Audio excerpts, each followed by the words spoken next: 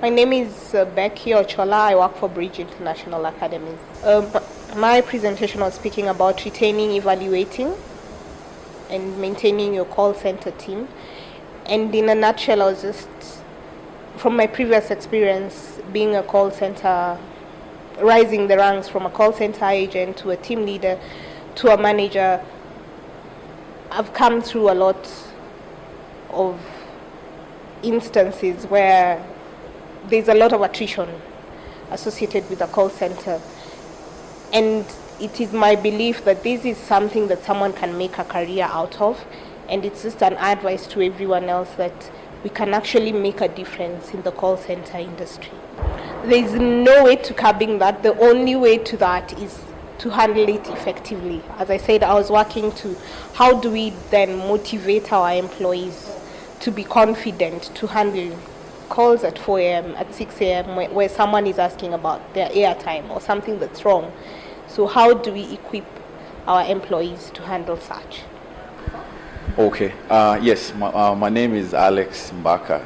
I work for Barclays, Kenya. Cloud technology is a new frontier in technology in terms of it gives businesses functionalities that in the normal cases, in the traditional way of doing business, we were not able to do much. From a technology perspective, what cloud tries to do, it lets the businesses run with their core businesses, and a lot of these other peripheral or sundry functions of the businesses can now be taken over for cloud, by cloud. Like what I'm saying, if you're in the banking industry, for instance, technology-wise, you need technology to maintain your infrastructure and the likes. The cloud gives you the opportunity to do that, where a lot of these functionalities that you need can be hosted on the cloud by different suppliers, not necessarily your own cloud, and then you're left to concentrate on your core. This is a lot to do with local awareness, even from a government level. But one thing I can tell you for a fact is there's a lot of commitment from now the governments across. If you look at what I gave initially was the many factors that you look at to determine if your location is good for business process outsourcing, where you find Kenya is top in that list in terms of cost of doing business, environment itself, connectivity, if you look at infrastructure. But you see, we've not set up any of these centers yet. For 2016, Gartner was estimating $269 billion in revenue for Africa alone. That's money that we can utilize, we can gain for as part of our revenue as a country. But we've not set up these centers, but I'm told there's a lot of work streams from within the government to see how do they now set up these BPOs, because this will be the emergency of the middle class that we've been looking for all this along. It will be a great opportunity for the government to capitalize on. Security is a concern, and I'll tell you, a lot of it is is a perception from the onset. The way a cloud was initially set up, there was a lot of misconception from the angle where you felt the business itself was not fully owning the process move to cloud. So you find one department within the business was owning the move, and what was coming forward was the fact that a lot of the elements, especially around controls, were not well taken care of. And that's why the perception was now, due to the fact that a lot of those initial projects were not successful, looking at the element of controls, fraud, and all of this, the perception came in the market was that, you know what, you cannot trust the cloud. But now, if you see some of the scenarios and some of the report I was given is the 376, some of the top companies on the planet across, not just in the West Africa and Asia, those that are already on the cloud and are owning it from an organization level, where you have your IT, you have your business leaders, you have your senior leadership all engaged, you find a lot of these issues are dealt with, where you have a very clear strategy in terms of your technology, in terms of the business processes, the controls that you're putting in processes, and the protocols. You find a lot of these issues have been taken care of. So the advice, I think, is businesses owning this from the very onset. It's doable. A lot of companies are doing it, and the cost savings is tremendous. I really do encourage. I'm saying we should be doing a lot of this, and these actually are business frontiers for anybody.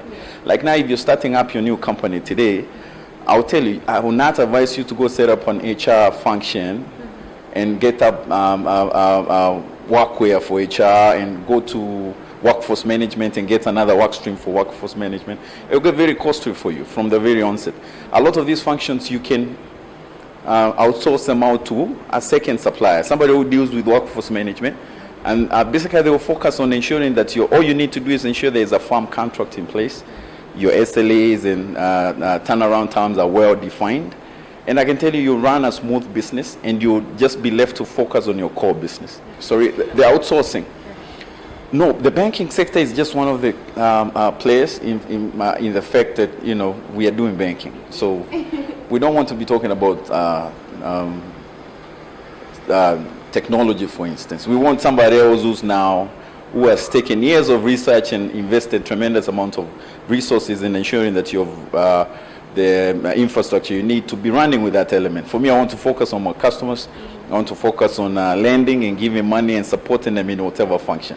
But I want, if my customer comes today and says I need to run with a certain function, I will just call these guys and tell them I want this enabled, how much is it going to cost, is the security concerns taken care of. So that's why the banking is a little bit on the forefront. But I can tell you, it touches on everybody from within the business. If you know somebody next door that is starting to, maybe a web business, for instance, and he's asking for several functionality within the web. Instead of him having to meet now, let me meet with these guys and develop a certain program. I think what he does is applies for some of these cloud solution is a fraction of the price that it will cost you to now run with the deployment and management of these systems yourself. We're making a lot of noise from an industry, and a lot of us are out on the street. But what is going to happen is the market forces. The normal market forces will force people to do it. Like now, if you're starting up your own company, and I'll tell you, you go the cloud and outsourcing way, you'll be able to harness certain efficiencies from the processes, cost savings from the capex. You don't want to invest a whole lot of money on those things. You'll be in business in months when your next competitor, due to the fact he's going the traditional way of putting systems in place and everything else, will take 2 years. I mean, you'll go with the one that you'll be in business in 2 years, in 2 months, in months for that matter. So it's the way to go. Market forces are going to force people to now adapt to this. If your customers are starting to say, we need applications on the web, on the phone, smartphone, you got to jump on somebody who's going to be providing that solution for you in the next few weeks. Instead of having to now go to your IT team and telling them, let's sit and come up with an application for the customers. Yes, this is actually another project I think is a way of business going forward. Customer expectations. If your customer, they're going to force you to do it. They're going to make you innovate more, bring more smarter solutions. From the presentations yesterday, they mentioned about the self-service. That's where we're going to. I don't want to come to you. I want to text you, get me a loan, and I want you to give me feedback in 2-3 minutes. Yes, no, or give me this paperwork and stuff like that. Move forward. And just not in the banking sector, everywhere. I talked about the credit card, where when you swipe, if I go to London today with my credit card, I'm not just going to swipe. When I swipe, it's a new environment for me. I want my smartphone to be able to tell me you've swiped, you've bought this kind of purchase. I want them, when I come next time, they can remember and give me similar solutions. If I want to know where the nearest Indian restaurant is, or a shopping mall, for instance, to connect me to those kind of facilities that are linked to my need and to my taste. That's the customer today. When I go to those restaurants in London, I want to take a photo of the receipt, and that goes to my balance sheet and refines my balance sheet for me without really having to carry my receipt and going filling out paperwork somewhere later in the time. It's real-time applications. Customers are asking for solutions now. We will not be talking about let me go back and come back. So that ability to provide solutions in real time is what is really driving us. So the market, I think, is what is going to make people to have to change. Oh, it's been a fantastic session. I mean, I'm really impressed in terms of a lot to learn, a lot of good, these are the industry heavyweights. So getting their first-hand experience on some of these things is quite something. You can't get that anywhere. You can go read a book and get everything that you need to know. So it's good when we meet in some of these sessions, we get to share ideas, and of course, put the pressure and even on the policymakers to really just focus on some of these things. Youngsters here with our jobs, and yet we are saying there are opportunities here to create not just any jobs, but almost middle class jobs. Because a lot of the jobs are BPOs, for instance, will create is not your entry level kind of job. You're talking jobs that are decent enough for people to earn a decent living. Yes. My name is Mercy Mose. I work with Tema Mobile Networks, and I'm in charge of the customer experience. So what that means is that I'm responsible for developing and implementing customer experience strategies across the organization. So be it contact center, be it our retail outlet, and every other touch point that we make available to our customers. Again, the organization as a whole. How do we put customer service at the center of what we do?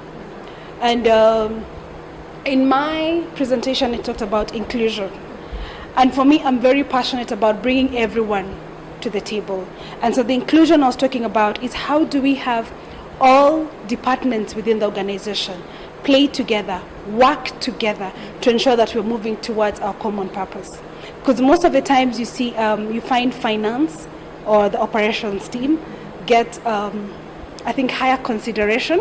And I think it's understandably so because their input is very tangible. It's money. It's $1,000.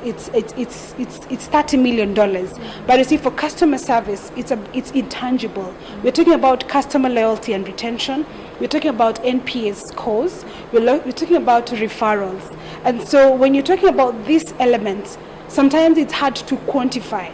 But trust me, they have a financial impact. Because if a customer stays with you for 2 days and the other one stays with you for 10 years, definitely what you get to benefit from this customer is different.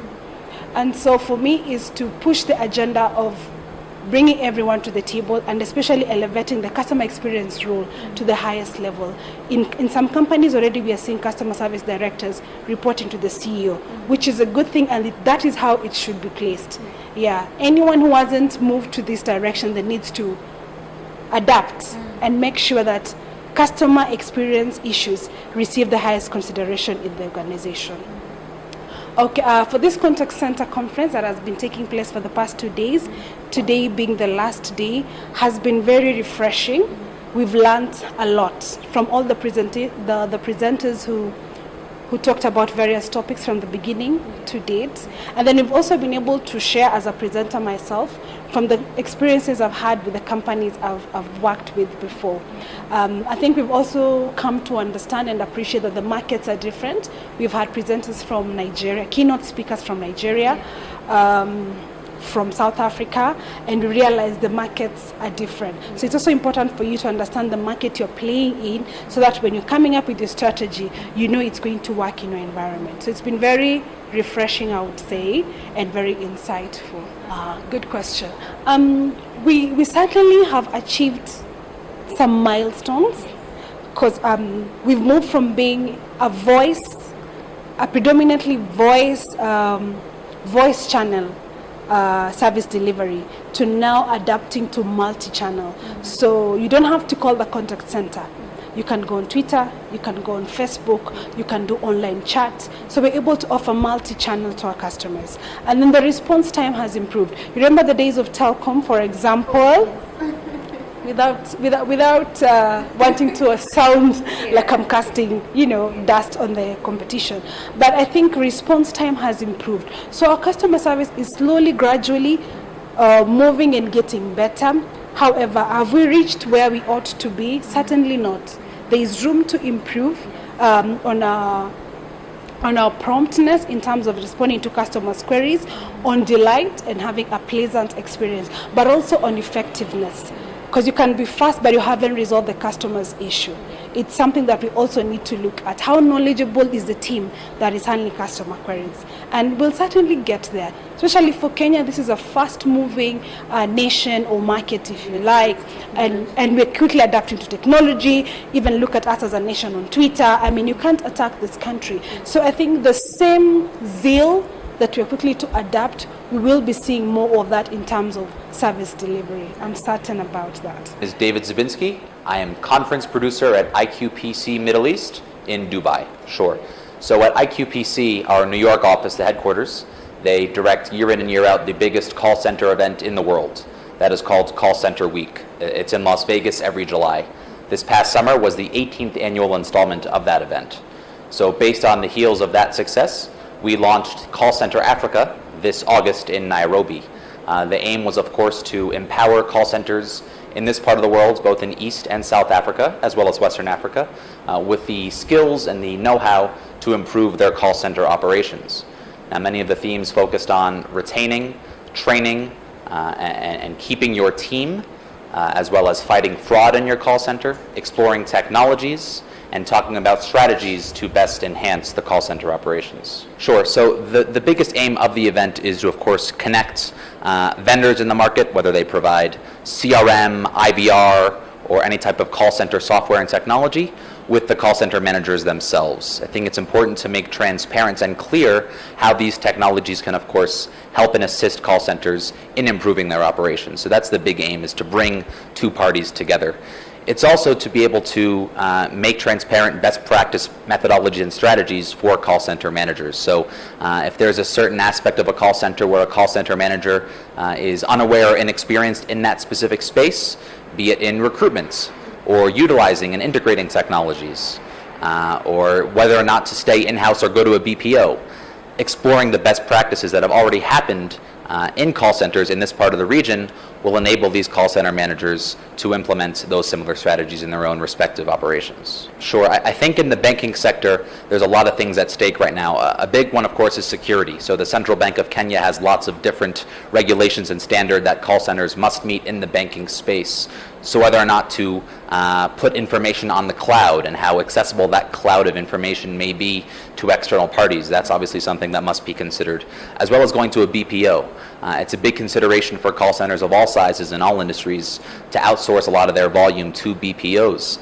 In the banking space, given those security regulations, it's obviously one that provides a dilemma for CFOs, CIOs, and call center managers. So, of course, in the banking sector, there is a huge demand for a secure call center, whether or not you can A, put information on the cloud, or B, divert to a BPO. Those are the two biggest considerations to keep in mind to fight the fraud. Yes. So again, we're an event organizer, so we're not the ones actually putting in place practices. But what we've seen is that a lot of banks now are hiring security providers and vendors, so to make sure that if information is accessible by third parties, it's only limited. With regard to fraud as well, it's a matter of making sure that validation processes on the phones are quite comprehensive and rigorous, so that information is not given to people on the phone. It has to be earned. So agents are obviously using a very rigorous process to make sure and authenticate the person on the other side of the phone. Okay, I'm Timothy De Okawagambe from Rwanda, working in a mobile solar company based in the UK, German. Yeah, we are dealing with a solar home system, which is a solution to off-grid areas. So currently, Mobisol is working in East Africa, Rwanda, Kenya, and Tanzania. So I've come here for call center conference as a call center manager for Rwanda. Yeah. How is the Rwandese? Yeah. Yeah, very interesting question. Yeah, you know, in Rwanda, it's a developing company. I mean, it's a developing country of which we are putting much emphasis in service. So our target is to deliver good service to customers so that they can come in. So we are interesting foreigners through giving good service. So I can say in my company where I'm working, the service is really good. That's why you are best performer. Yeah, and the good thing I like from Rwanda, it's everyone, everywhere, the first thing is a service. Yeah, good service. So that's why I'm really very commending people from Rwanda to come and attend the call center conference for the next time. Expense is really increasing. Yes, between yesterday and today. Yeah. Since yesterday up to now, I see something which is very good, of which I'm taking back a lot of things to improve service, not only in my